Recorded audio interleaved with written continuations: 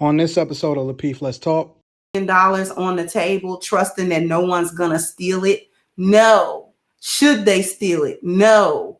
But at the same time, is everybody at the party trustworthy? No. So what you do is you don't give them an opportunity to do that. So you don't put your $1 million on the table like an idiot. Yeah, I agree with that.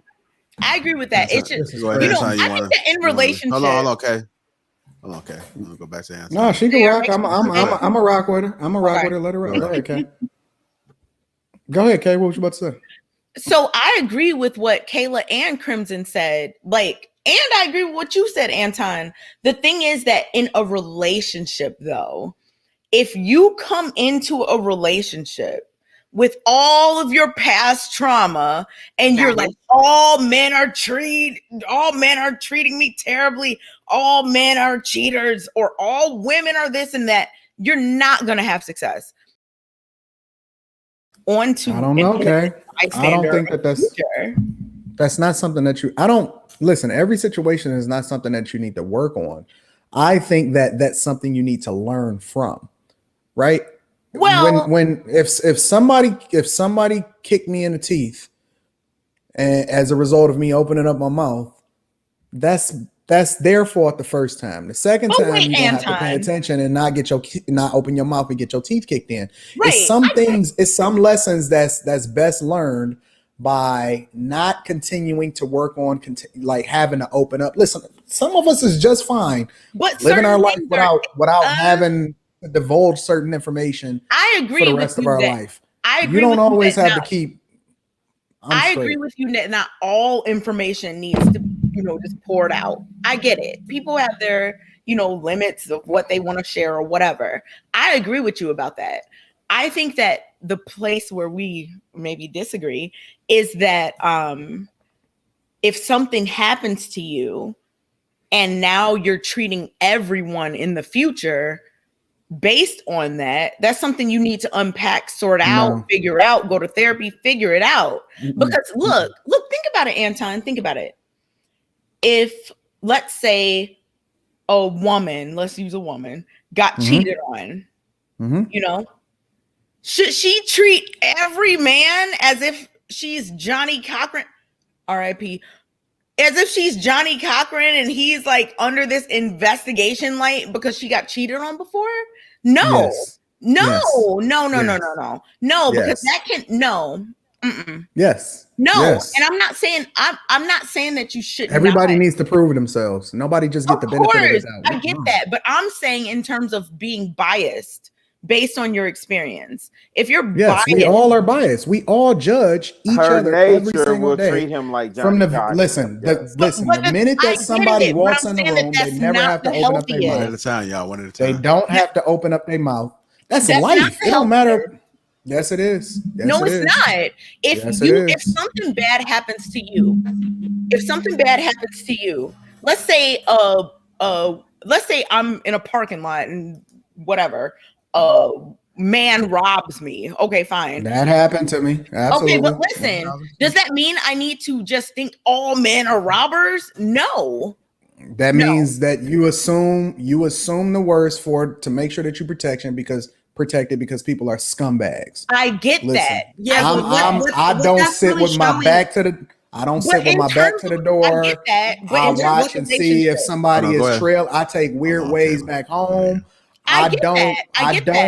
And so if somebody tell me, Anton, you shouldn't be that focused. No, Anton, you should, because you suffered a trauma and this is your trauma response. I'm saying as it relates to relationships, you should not just think everyone you enter into a relationship with, a man robbed me. Oh, this man I'm dating might rob me. Like it becomes unfair at a certain point because you're now projecting your own experience. Unfair to who? But women who have been cheated hold on, you guys. I want to go to Kayla, then go to Chris. Okay. Let them. So I think that there's a middle ground here. Okay. If something traumatic happens to you, we all understand the results of trauma. They go on into your life and you need to seek therapy. You need to get help for that. Absolutely. To recover for that. right? But when something happens to you, it also allows you to be on guard so something like that doesn't happen to you again. So there is a middle level there. Now, what I'm hearing is between the two of you is something I would call, especially when we're talking about relationships, is when you're operating in love and when you're operating in survival, right? So people that grow up operating in survival, it's completely normal to them to assume everybody is an op and to figure out if they are first. When you're raised in love, you see everyone more so lovingly. And then if they do something wrong, then you're like, you know what I'm saying? Yes, Kayla. So I think that is another communication error in relationships. Yes, Kayla. Because people think that they're doing the right thing and that person isn't receiving it the right way. And people who make decisions in survival don't necessarily have the luxury to make certain decisions that people who are raised in love and don't have to really worry about security or betrayal, because the people around them are loved and trustworthy in the people or the experiences they had. You know what I'm saying? So that's another thing that you can. I love that, Kayla. Hold on, we'll go to Crimson. Go ahead, Crimson. You want to chime in on this? That is wild. Anton, what you I might have to agree a little bit with Kayla because there's a middle ground. No one's saying trust to the point where you're stupid and you're making yourself so open and vulnerable to just anybody to come along and do whatever they're gonna do with you because you're an idiot and you're not looking out for anything. You haven't set any boundaries. You don't have your head on a swivel. You're not looking at any red flags. It's just you just trusting, you know what I'm saying, like a little kid. You know what I'm saying? You know, little kids don't have bad experiences until they have them. So everybody's cool. Everything is good. You know what I'm saying? Like nobody's saying don't look out for yourself just because you're trying to be trusting. If something bad happened to you, the best thing to do is to figure out why that thing happened. Was it because of me not watching because I missed the red flags of that person? So I wasn't paying attention. So I ended up getting hurt and they ended up doing something to me because I gave them maybe unknowingly the opportunity to do something to me.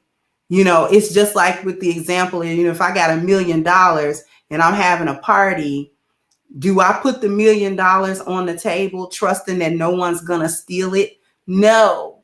Should they steal it? No. But at the same time, is everybody at the party trustworthy? No. So what you do is you don't give them an opportunity to do that. So you don't put your $1 million on the table like an idiot. Yeah, I agree with that. I agree with that. It's just, you know, I think that in relationships. Hold on, okay. I'm gonna go back to answer. No, she can rock. I'm a rock with her. I'm a rock with her. Let her rock. Go ahead, Kay. Go ahead, Kay. What was you about to say? So I agree with what Kayla and Crimson said. Like, and I agree with what you said, Anton.